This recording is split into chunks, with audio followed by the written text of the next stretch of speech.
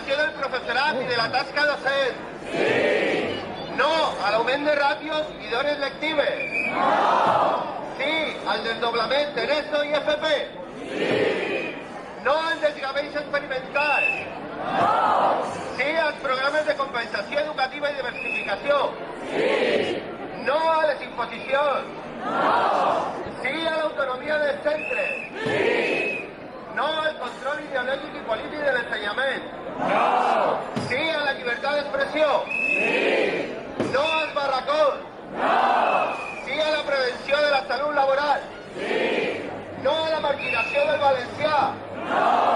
Sí a l'ensenyament del valencià. Sí. No a la privatització de l'ensenyament. No.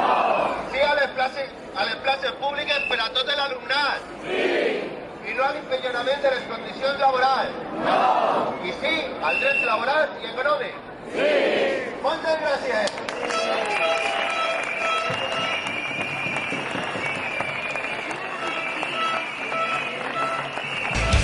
Sempre corrents avançant amb la gent rellevant contra el transport al sentit